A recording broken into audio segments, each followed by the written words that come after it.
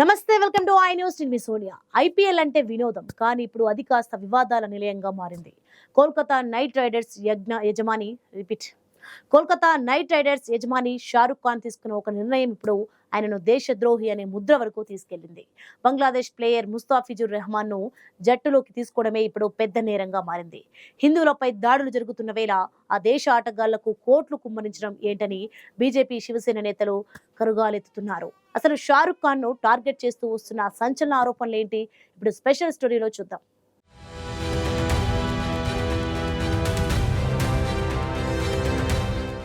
Bollywood king Khan కు గడ్డుకాలం మొదలైందా? IPL వేలం సాక్షిగా షారుఖ్ ఖాన్ చుట్టూ రాజకీయ చక్రబంధం బిగుస్తోందా అంటే అవునని అంటున్నాయి తాజా పరిణామాలు. KKR franchise Bangladesh bowler Mustafizur Rahman ను కొనుగోలు చేయడం ఇప్పుడు దేశవ్యాప్త ఆగ్రహానికి దారితీస్తుంది. బంగ్లాదేశ్ లో హిందూ మైనారిటీలపై దాడులు జరుగుతుంటే అక్కడి ఆటగాళ్లకు భారత గడ్డపై కోట్లిచ్చి స్వాగతం పలకడం ఏంటని రాజకీయ నేతలు నిలదీస్తున్నారు. ముఖ్యంగా బీజేపీ 5 బ్రాండ్ నేత సంకేత్ సోంగ్ చేసిన వ్యాఖ్యలు ఇప్పుడు ప్రకంపనలు సృష్టిస్తున్నాయి. షారుఖ్ ఖాన్ ను నేరుగా దేశద్రోహి అని సంబోధిస్తూ ఆయన నిప్పులు చెరిగారు.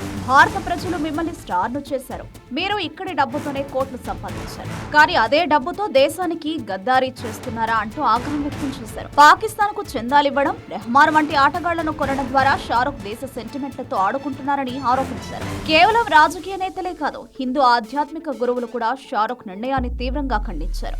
దేశభక్తి కంటే షారుఖ్ ఖాన్ కు వ్యాపార ప్రయోజనాలే ముఖ్యమయ్యాయని వారు మండిపడుతున్నారు. ముస్తాఫిజుర్ వంటి ఆటగాళ్లు భారత్ లో అడుగు పెడితే ఎయిర్పోర్ట్ దాటి బయటకు వెళ్లలేరు అంటూ సంకేత్ సోంగ్ బహిరంగంగానే హెచ్చరించారు. బంగ్లాదేశ్ పట్ల భారత్ కఠినంగా వ్యవహరిస్తున్న తరుణంలో షారుఖ్ ఖాన్ ఇలాంటి నిర్ణయం తీసుకోవడం దేశ ప్రయోజనాలకు విరుద్ధమని శివసేన, బీజేపీ నేతలు స్పష్టం చేస్తున్నారు. సోషల్ మీడియాలో కూడా షారుఖ్ ఖాన్ కు వ్యతిరేకంగా బాయ్కాట్ సెగ మొదలైంది. ఐపీఎల్ ద్వారా మొదలైన ఈ వివాదం షారుఖ్ ఖాన్ వ్యక్తిగత ఇమేజ్ ను, కేకేఆర్ జట్టు భవిష్యత్తును ఎలా ప్రభావితం చేస్తుందో వేచి చూడాలి. ఈ తీవ్ర విమర్శలపై కింగ్ ఖాన్ మౌనం వేడతారా లేక తన నిర్ణయాన్ని సమర్థించుకుంటారా అనేది ఇప్పుడు ఆసక్తికరంగా మారింది.